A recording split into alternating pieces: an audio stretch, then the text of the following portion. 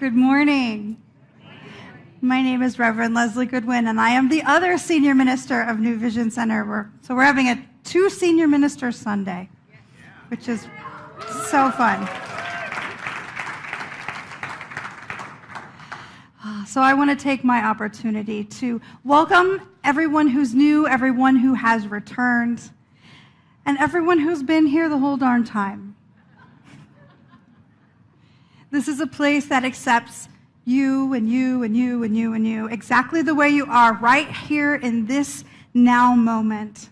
We believe in radical inclusivity, which means no matter what you believe, no matter how you've grown up, no matter where you've lived, what nationality you are, who you love, what you can do, what you think you can't do, and any other thing that I left off that list. No matter what, you are welcome here, and we are happy to get to know you.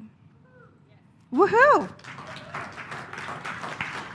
So we are right in the middle of our month on freedom, and I want to go back to a talk that our beloved Reverend Karen did 2 weeks ago, where she really focused on, I threw the book. It's that exciting. Where she focused on our book of the month, which is this little tiny sliver of a gem called Your Invisible Power by Genevieve Barand. I always want to say, she was French, so I always want to say it Genevieve, because I'm sure that's what her mama called her. It's this little tiny book that is just packed with the how-tos of creating the life you want in absolutely crystal clear, easy to follow language. And it's, as you can see, it's an easy read. It's teeny tiny. And it gives us 4 steps to create the life we want. 4 very practical, simple steps. And the first step that Reverend Karen shared with us is to recognize that the life I want wants me. The life I want wants me. What I'm seeking is actively seeking me. Ooh, that feels good, doesn't it? But what if we don't know what we're seeking? What if we don't know what we want? My talk title today is Free to Be the Authentic Me, but what if I don't know what that is yet? We in our culture are so trained to chase after the approval of someone else. What do our parents think we should be? What do our teachers think we should be? What does our minister think we should be? What does the people on TV think we should be? We're supposed to want to be really rich, right? And very thin, and very, very young, and never age. This is what society tells us. We're supposed to be very smart, but not as smart, right? We're supposed to be very witty, but not sarcastic. We're supposed to be friends with everyone, but use discernment. And we can get kind of wrapped up in the tangle of how the heck are we supposed to be all things to all people. When we don't know who we are just chasing shadows. And then sometimes when we do know, then we go into the spiral of doubting that we can have it. Because when we really connect with who we are, whoo, those dreams get big, don't they? Anybody have a dream so big it scares them? Makes them shut the book and go, never mind. I don't want to do that after all. That makes me nervous. But you know, Reverend Karen really set it up here for us a couple weeks ago when she said, we have the right and almost the obligation to realize what is mine to do so that we can bring it forth. Because if we don't bring it forth, chances are nobody will bring it forth the way I would have. Ooh. If we don't bring it forth, nobody will. If I don't do it, nobody will. Oh. And if that's what I'm supposed to be doing, if that's what God is calling me to do, and if I don't do it, nobody will, then that means God's will won't be done. Ooh. The level just rose a little bit there in the importance of us being ourselves. So what do I have to do? What do I have to do? What do we have to do to be the authentic me, the authentic us? We have to know who we are to figure out what that authenticity even is.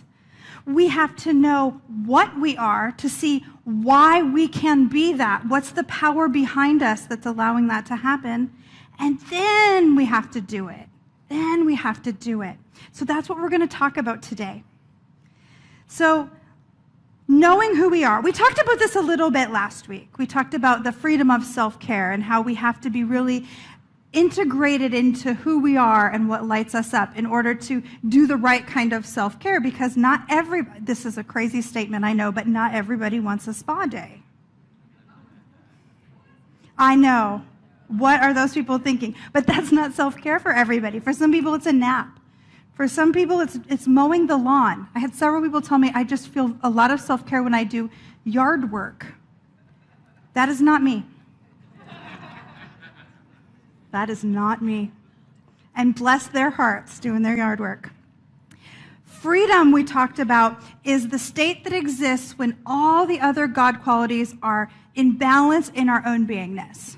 So abundance is there. We are balanced. There is wisdom and joy and love and peace all happening at the same time. Imagine that all of those worries that you usually have just been dissolved by the power of the divine. How does that feel? That is freedom. So that's what we seek. By being the authentic self, we are walking out who we really are when all of those little troubles that we think we have go away. The thing is, if you don't know who you are, says Roy T. Bennett, you'll never know what you really want. So you have to know who you are. What lights you up? What feels exciting to you? What do you want, but you're afraid to try it? So we're going to do a little process. If you will trust and go along with me, I invite all of us to close our eyes or soften our gaze and just let ourselves be for a moment.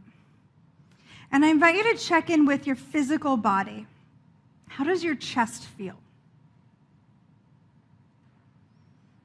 Is your breathing easy or is there tension? How does your stomach feel? Is it flippy-floppy or is it at rest? Where are your shoulders? How is your jaw? Just take note. Don't try to change anything, just notice. And now, allow to rise up in your consciousness the image or felt experience of doing that thing that you love more than anything. Maybe you're acting on stage. Maybe you're snuggling that grandbaby. Maybe you're taking a nap. Maybe you're doing yard work. Whatever that is, see yourself, feel yourself doing that thing in complete freedom.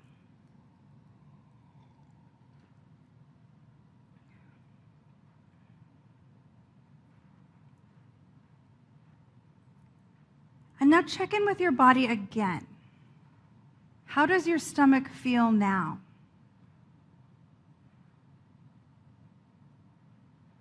How does your chest feel? And your shoulders? And your jaw? Does it feel different? I invite you to return your consciousness to this space. And when you're ready to open our eyes, we physically feel different when we're honoring our own authenticity. Yes? Anybody feel their body change? It's amazing. We didn't even have to actually do it. We just had to open up to the idea that it's okay to want what we want. That there's nobody judging us for liking what we like. In the sanctity of our own heart and our own consciousness, there's nobody to criticize us, to tell us we shouldn't want it unless we let that into our own mind. So as we become aware of who we are and what really lights us up, the first thing we have to do is stop making it wrong.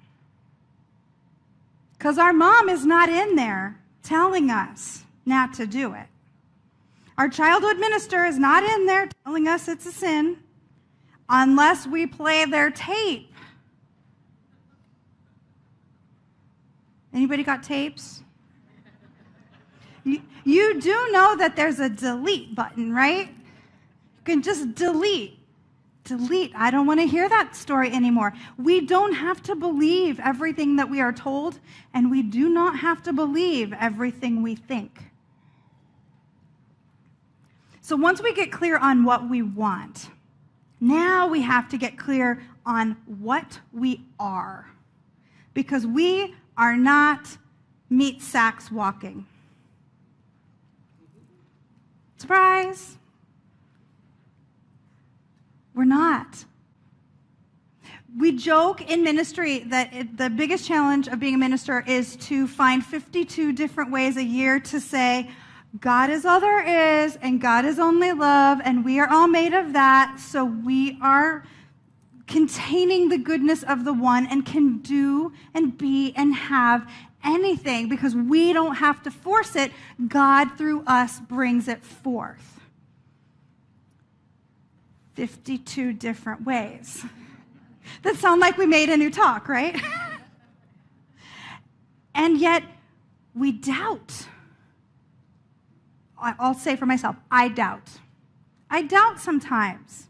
I doubt that the bigger dreams are just going to be fueled. I doubt that people are going to accept who I am in my authenticity. Because when you're truly authentic and you're laying it all out there, one of the great joys of having infinite kinds of people is that there are infinite kinds of people with infinite kinds of preferences. And some of them may not dig the authentic me or the authentic you when we show up.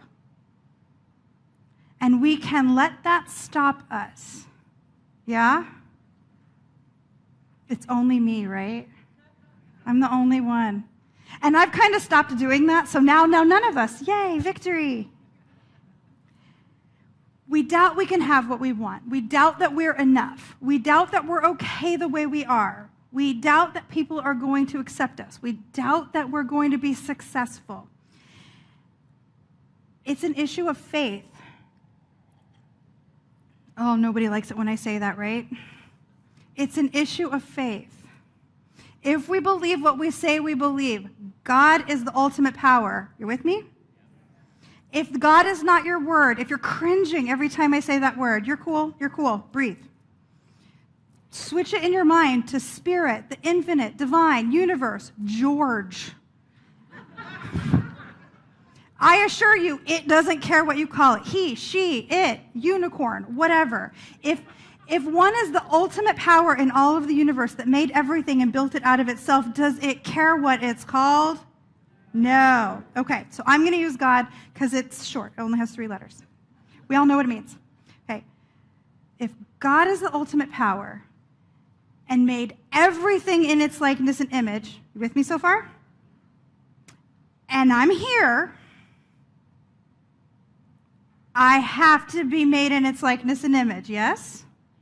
And I don't think they're talking about like legs and booty.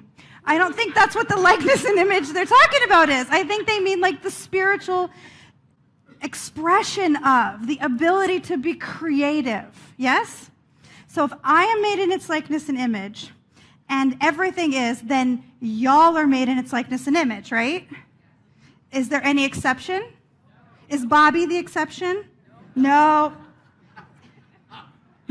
Is Rick the exception? No.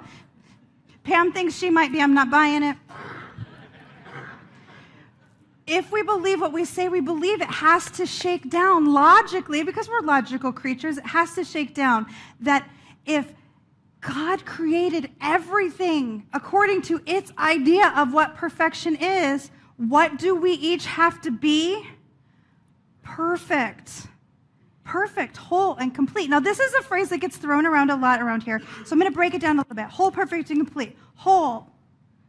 Nothing broken, nothing missing. There is nothing that is supposed to be in you that's not there. Now, you might not be using it. You might be ignoring it. You might be denying it, but it's there in its full potentiality. Perfect, including everything. So remember the biblical phrase that's pretty well known, that be perfect like the Father in heaven is perfect? The words of the master teacher Jesus, yes? I'm pretty sure I didn't make that up. If you haven't read it in the Bible, maybe you saw it on Supernatural or Buffy, right? When you take that phrase back to the original Aramaic, the word perfect doesn't mean like without blemish. It means containing everything. Be perfect like the Father in heaven is perfect, meaning there is no part that is separate from God. So if we are perfect, that means every part of us, even the messy spots, even the ugly spots, even the spots that we think should go away, are held in the light of the divine every moment, every breath, all the time. We are perfect. All of us, our shadow parts, our angry moments, our places where we feel rejected, are held in that place of oneness. Complete. There's no part of God that is missing in you, and there's no part of you that is not God. Feel how that feels. I am whole. Nothing's broken. I am perfect. Every part of me, and I am complete. That all of that Godness lives in me as me, and my evidence is that I am here. Emerson said it beautifully when he said, the fact that I am here is evidence that Spirit needed an organ here. God needed somebody to be what I am right here, and my evidence is I'm right here. If we don't honor our authentic selves, what is it that Reverend Karen said? If I don't bring it forth, chances are nobody will bring it forth the way I would have. And if the reason we're here is to bring it forth the way we would have, if we were placed here by divine appointment to be who we are, shining absolutely brightly to the fullness of everything in us, unleashed, unfettered, free, if that's what we're placed here for, then what are we doing to ourselves when we doubt or hold back? We're cutting off the flow of God itself. And that seems like a very bad idea. Not to mention unfun, right? Because what we're cutting off is what shines in us, what lights it up. Genevieve in the book, in this lovely book, said, as you grow in understanding as to who you are and where you came from, and what the purpose of your being is, how you are to fulfill the purpose for which you're intended, you will more and more afford a center through which the creative spirit of life can enjoy itself. God plays as us. The only way God can play exactly the way you play is through you playing. The only way God can love exactly the way you love is through you loving. Any voice that tells you differently is a lie. Be it on television or in your own mind or from a supposed friend. Any voice that tells you different is a lie.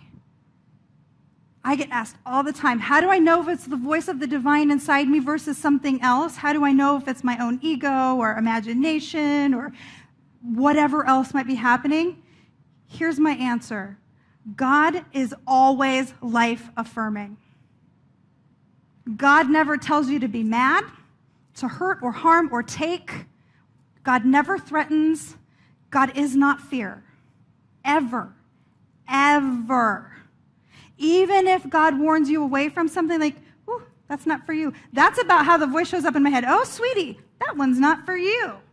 Is that terrifying? No. It's just, no, baby.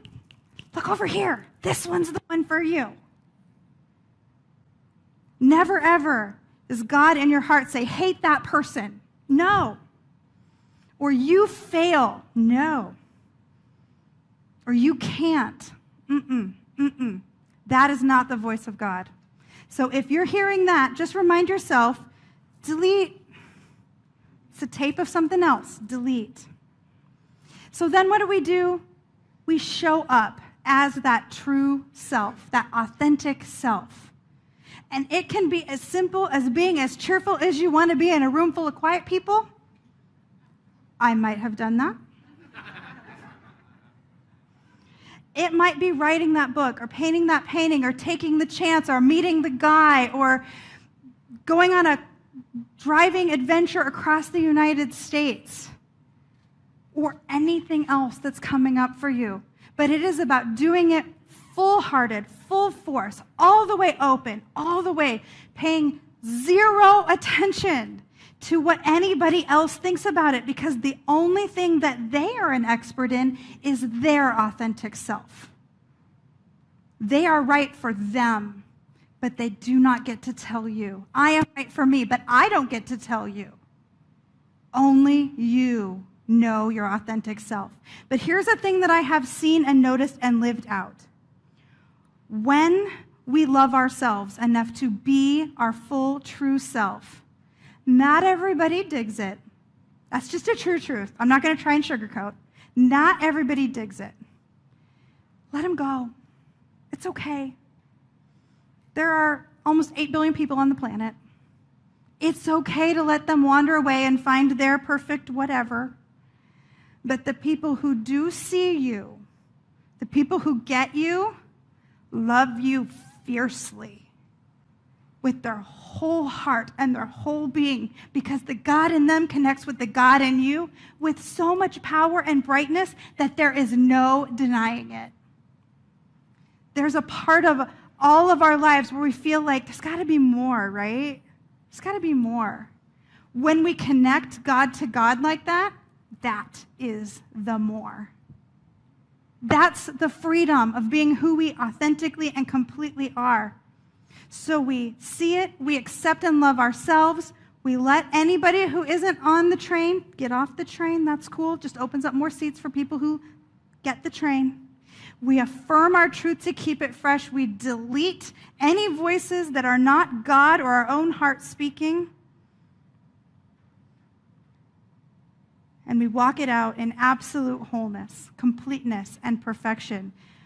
Karen and I did not coordinate our dresses today, so we coordinated our readings, apparently.